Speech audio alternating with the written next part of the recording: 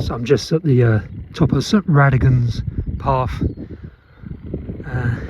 in St Lawrence on the Isle of Wight. Down there is a Hampshire Wildlife Trust woodland reserve. This is a private farmland. We've got a real issue with invading Holm Oak seedlings here. This slope here is owned by a farmer and he's done some work to clear invading Holm Oaks.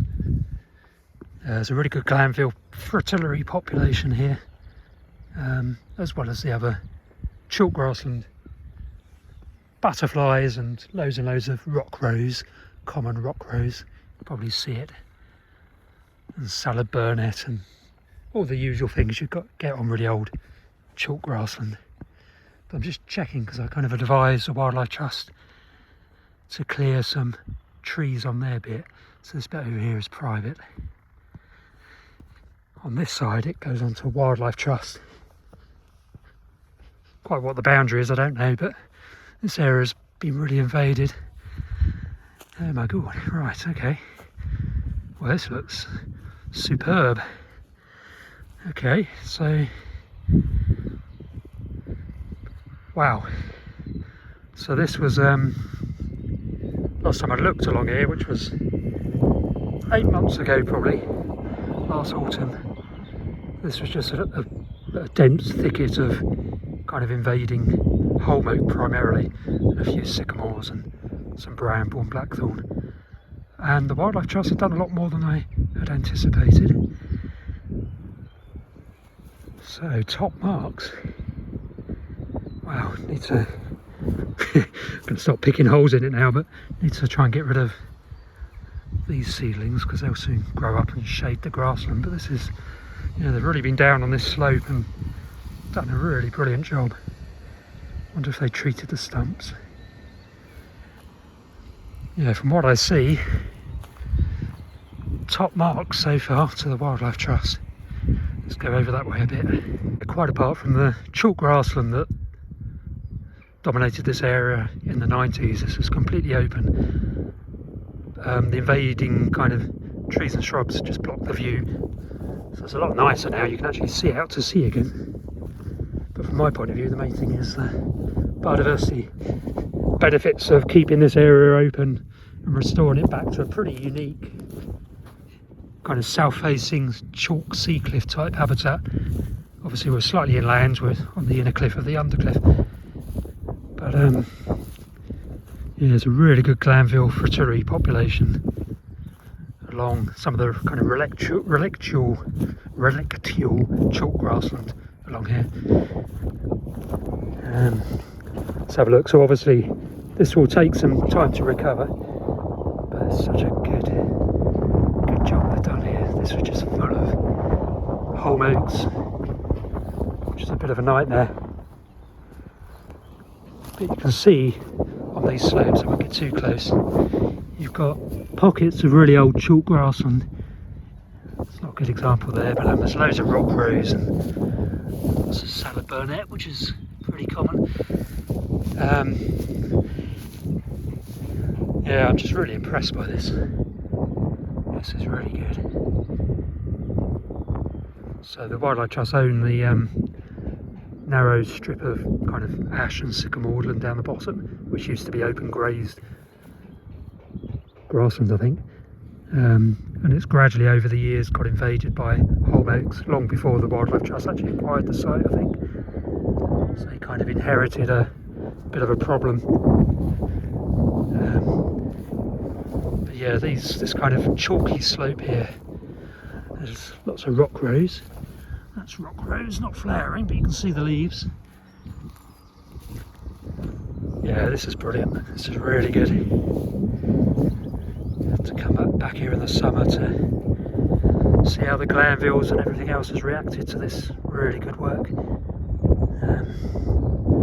It's good they managed to get right down the slope to take out the trees that are kind of emerging on the actual cliff face. That must have taken quite a bit of climbing. Well, hopefully they'll be able to carry on. Actually, they have carried on working that way. Let's go up that way a bit. Now obviously bit of a battle here because of this is obviously tussocky rough grassland.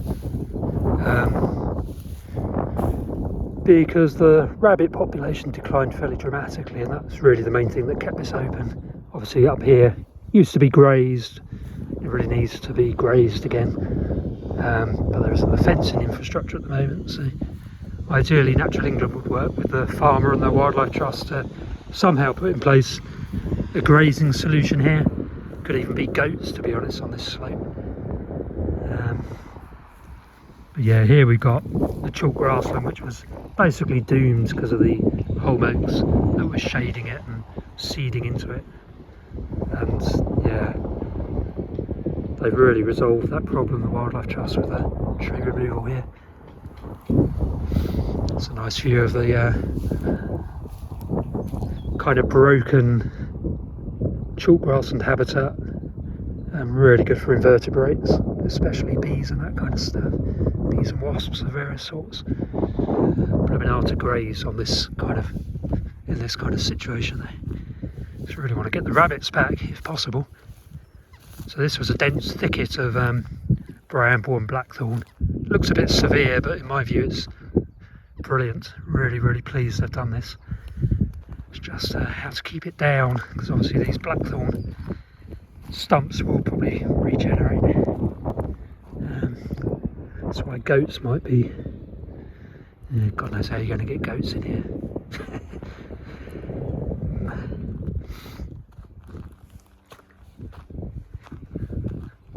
So it was a sycamore, this stump here, which they've taken out, which is brilliant. So hopefully stage 2, these are holm oak stumps. So hopefully stage 2 can carry on removing these holm oaks on the steeper slopes, open it up even more.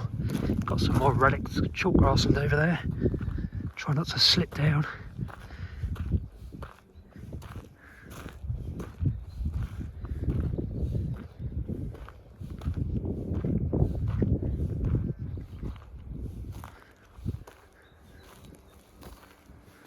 Yeah, lots of rock roads down there.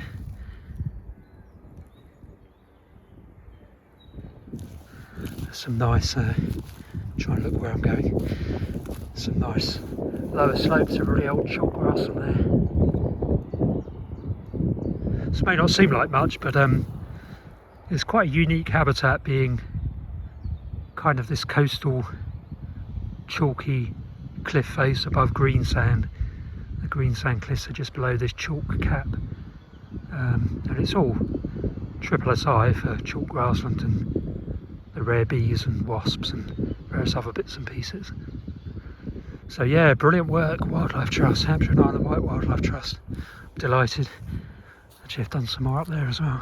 Well, they've done an awful lot more than I thought they would manage to do in one sort of session.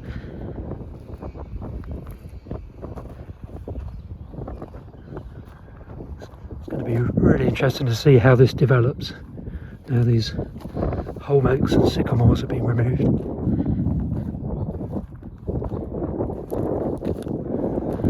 Again, if it's possible to continue this clearance up along here to open all of this up more, that would be superb.